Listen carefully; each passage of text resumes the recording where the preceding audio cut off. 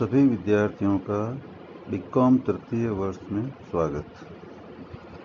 आज अपन प्रबंधकीय लेखांकन विषय का अध्ययन शुरू करेंगे। बीकॉम अंतिम वर्ष के प्रथम ग्रुप में 3 विषय हैं। पहला विषय प्रबंधकीय लेखांकन, दूसरा आयकर विधान एवं लेखे तथा तीसरा अंकेक्षण। प्रबंधकीय लेखांकन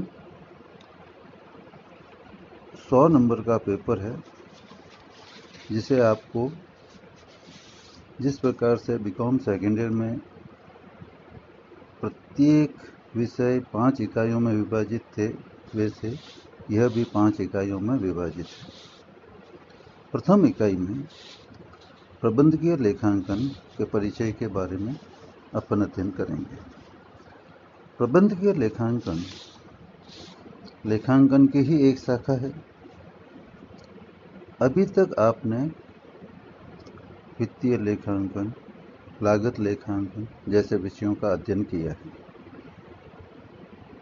प्रबंधकीय लेखांकन 2 शब्दों से मिलकर बना है, प्रबंध तथा लेखांकन। प्रबंध का आशय प्रबंधकों द्वारा किए जाने वाले परस्पर संबंधित एवं अंतर्निर्भर कार्यों एवं प्रक्रियाओं के समूह से है। अर्थात प्रबंधक जो भी आपस में एक दूसरे पर निर्भर रहते हुए जो कार्य करते हैं, उन कार्यों का समूह प्रबंध कहलाता है। इसी तरह से लेखांकन में घटनाओं और लेन देनों के मौद्रिक मूल्य को सबसे पहले लिखा जाता है, फिर वर्गीकृत किया जाता है, उसके बाद में सारांश के रूप में लाभ हानि खाता और चिट्ठा बनाया जाता है, जिससे लाभ और आर्थिक स्थिति की जानकारी प्राप्त होती है।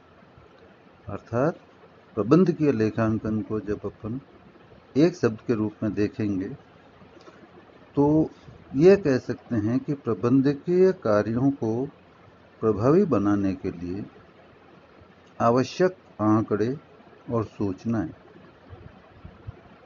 इकट्ठी करके उनका विश्लेषण करना, निर्वचन करना और प्रस्तुति करना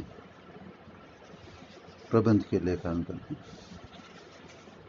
अब बात आती है कि लेखांकन का मतलब है व्यवहारों को लिखना। तो व्यवहारों को लिखा जाता है, उसके अंतिम खाते बनाए जाते हैं। तो जो ट्रेडिशनल अकाउंटिंग है, वित्तीय लेखांकन, उसके द्वारा प्राप्त सूचनाएं केवल बाह्य पक्षों के लिए उपयोगी सिद्ध होती है। इनके द्वारा जो सूचनाएं दी जाती है वो सीधे तौर पर चालू क्रियाओं के निर्देशन और नियंत्रण और भावी क्रियाओं के नियोजन हेतु सहायक नहीं हो सकती। इन लेखों से कई सूचनाएं प्राप्त नहीं होती है जो निर्णय हेतु जरूरी होती है। प्रभावी नियंत्रण के लिए सामग्री, श्रम, उत्पादन, विक्रय, वितरण तथा प्रशासन संबंधी जानकारी प्राप्त होना आवश्यक है, ताकि उनका समुचित विश्लेषण और निर्वचन संबंधी कार्य समय पर पूरा किया जा सके। इसी को आधार मानते हुए लेखांकन की एक अलग शाखा के रूप में प्रबंधकीय लेखांकन का विकास किया गया। लागत लेखांकन में, जैसा कि आप प्रथम वर्ष में पढ़ चुके हैं, प्रमुख लागत लेखांकन के विषय का समावेश था। उसके समावेश के साथ ही प्रबंधकीय लेखांकन का विकास शुरू हो गया था, जिसमें सुपरवाइजर को प्रमाणित तथा वास्तविक निष्पादन के बारे में सूचना देनी है। जैसा कि आप जानते हैं, आज का युग प्रतिस्पर्धा का युग है और प्रतिस्पर्धात्मक युग में किसी भी संस्था को अपने अस्तित्व में बने रहने के लिए उत्पादन में विविधता के साथ साथ उत्पादन प्रक्रिया में सुधार, बड़े पैमाने पर उत्पादन, शोध और बाजार विस्तार पर ध्यान देना जरूरी है। प्रत्येक संस्था न्यूनतम लागत पर उत्पादन करके अधिक लाभ अर्जित करना चाहती है, जबकि उपलब्ध भौतिक और मानवीय साधनों का योजनाबद्ध तरीके से उपयोग तभी हो सकता है जबकि व्यवसाय की समस्त क्रियाओं में समन्वय हो तथा उन पर प्रबंध का उचित नियंत्रण हो। परंपरागत तकनीकों से लिए जाने वाले निर्णयों में त्रुटि रहने की संभावना होती है, जिससे एक तरफ लाभों से वंचित रहा जा सकता है और प्रतियोगिता से बाहर होने का खतरा भी रहता है। परंतु निर्णय यदि शुद्ध परिमाणात्मक लेखा समंकों पर आधारित हो तो यह समस्या उत्पन्न नहीं होती। व्यवसाय के कुशल और लाभप्रद संचालन के लिए प्रबंधकों को विभिन्न प्रकार के समंकों के संकलन, विश्लेषण, निर्वचन, प्रस्तुतिकरण एवं पूर्वानुमान की प्रभावशाली प्रणाली की आवश्यकता होती है, जो प्रबंधकीय लेखांकन के विकास से संभव है। प्रबंधकीय लेखांकन का मुख्य उद्देश्य संस्था की भावी योजना के प्रति प्रबंधकों का ध्यान आकर्षित करना होता है। इसके लिए अपेक्षित और वास्तविक आंकड़ों की तुलना करके अंतर के कारणों का पता लगाया जाता है और आवश्यक दिशा निर्देश देने की कार्रवाई की जाती है। इस कार्य से प्रबंधकीय कुशलता में भी वृद्धि होती है। अतः प्रबंधकीय कुशलता बढ़ाने के लिए लेखांकन का प्रयोग प्रबंध के यंत्र के रूप में करना ही प्रबंधकीय लेखांकन है। अब इसके बाद अपन प्रबंधकीय लेखांकन का अर्थ समझें। प्रबंधकीय लेखांकन प्रबंधकीय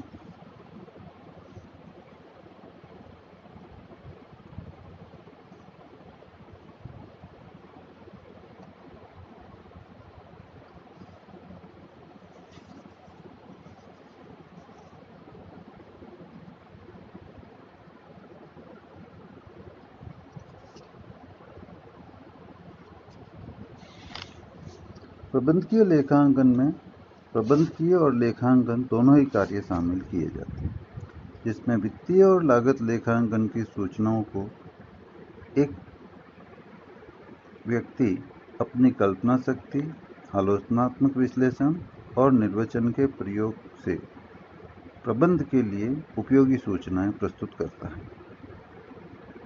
समय पर सही निर्णय लेकर ही बाजार में टिककर रहा जा सकता है और ऐसा प्रबंधकीय लेखांकन अपनाने पर ही संभव है।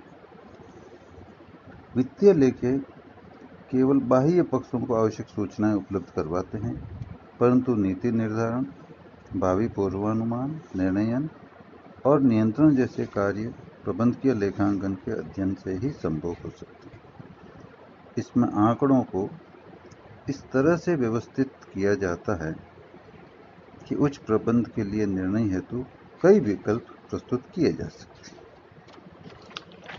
प्रबंधकीय लेखांकन की विभिन्न विद्वानों द्वारा अलग अलग परिभाषाएं दी गई हैं।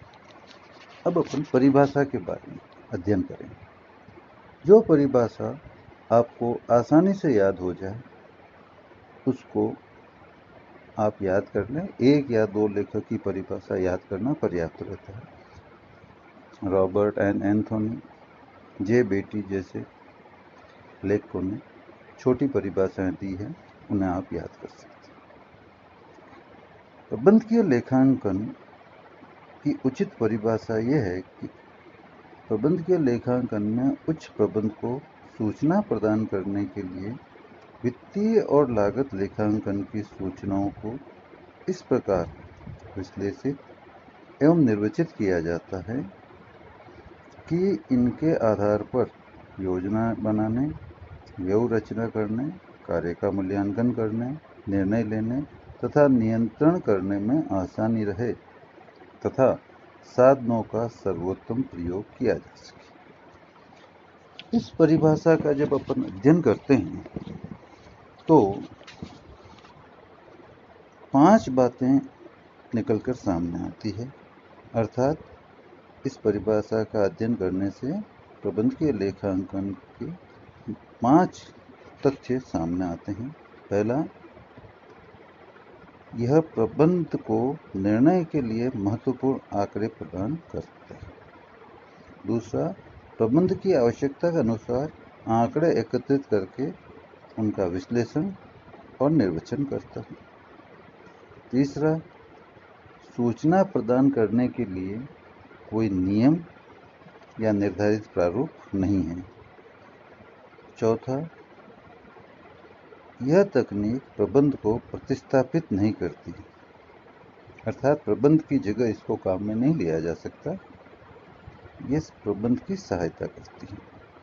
और अंतिम, गत वर्षों के परिणामों के आधार पर भावी घटनाओं का अनुमान लगाया जाता है। अब अपन प्रबंधकीय लेखांकन की विशेषताओं के बारे में अध्ययन करेंगे। पहली विशेषता, चयनात्मक प्रकृति। चयनात्मक प्रकृति का मतलब होता है कि समान प्रकृति की योजनाओं का तुलनात्मक अध्ययन करके अधिक लाभदायक एवं सभी तरह से सर्वश्रेष्ठ योजना का चुनाव करना। दूसरा है, नियमों व प्रारूपों की आवश्यकता नहीं। इसमें सूचनाओं को प्रबंध की आवश्यकता के अनुसार एक प्रबंधकीय लेखाकार अपनी कल्पना शक्ति तर्कसंगत तरीके से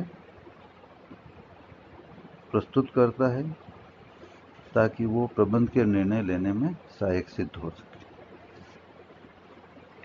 प्रस्तुतिकरण के लिए उसे वित्तीय लेखांकन की तरह निश्चित नियमों और प्रारूपों का पालन करने की आवश्यकता नहीं होती। आगे है समंक उपलब्ध करवाना। मैनेजमेंट अकाउंटिंग केवल आंकड़े प्रस्तुत करती है। निर्णय करने का अधिकार क्षेत्र उच्च प्रबंध का होता है, अर्थात यह केवल आंकड़े उपलब्ध कराती है, निर्णय में सहायक हो सकती है, स्वयं निर्णय नहीं लेती। नेक्स्ट विशेषता है लागतों का वर्गीकरण। इसमें लागतों को स्थिर, परिवर्तनशील और अर्ध परिवर्तनशील में वर्गीकृत किया जाता है। प्रबंधकीय लेखांकन में सीमांत लागत विश्लेषण, लागत लाभ मात्रा विश्लेषण एवं प्रत्यक्ष लागत विधि इन्हीं लागतों पर आधारित है। और लागतों का अपन जब वर्गीकरण कर देते हैं, उनकी प्रकृति के बारे में जानकारी प्राप्त कर लेते हैं, तो उसके आधार पर निर्णय लेने में आसानी रहती है। अब है एकीकृत पद्धति। इसमें लागत लेखांकन, वित्तीय लेखांकन, वित्तीय प्रबंध, सांख्यिकी, अर्थशास्त्र जैसे अनेकों विषयों की तकनीकों का प्रयोग किया जाता है। इसलिए प्रबंधकीय लेखांकन एक समन्वित पद्धति है जिसमें सभी विषयों को शामिल किया जाता है। नेक्स्ट है भविष्य से संबंधित। प्रबंधकीय लेखांकन में चालू और गत वर्ष के आंकड़ों का तुलनात्मक अध्ययन करके भविष्य के अनुमान लगाए जाते हैं। भविष्य वर्तमान में बदल जाता है तो उसकी भी आलोचनात्मक समीक्षा की जाती है। नेक्स्ट है कारण प्रभाव संबंध। लागत, विक्रय तथा लाभ की मदों में परिवर्तन होने के कारणों का पता लगाने के साथ साथ प्रबंधकीय लेखा विधि यह भी बताती है कि इनमें ये जो प्रभाव हुआ है वो दीर्घकालीन है या अल्पकालीन। नेक्स्ट है प्रबंध के लिए उपयोगी। यह व्यवसाय के आंतरिक व्यवस्था को सुदृढ़ बनाने के साथ साथ प्रबंध के लिए भी सहयोगी सिद्ध होती है। इसमें प्रबंध की आवश्यकता के अनुसार विवरण, सूचनाएं और प्रतिवेदन तैयार किए जाते हैं। लास्ट है सेवा कार्य। सेवा कार्य का मतलब है कि उच्च प्रबंध को सूचनाएं प्रस्तुत करने और इन सूचनाओं पर नियोजन, निर्णयन और नियंत्रण के कार्य निर्भर होने के कारण यह एक सेवा कार्य हो गया है। यह एक पेशे के रूप में विकसित होने की तरफ अग्रसर हो रहा है। Institute of cost and works accountants of India इसे पेशे के रूप में विकसित करने में महत्वपूर्ण भूमिका निभा रहा है। इसके बाद अपन डिस्कस करेंगे प्रबंधकीय लेखांकन का क्षेत्र।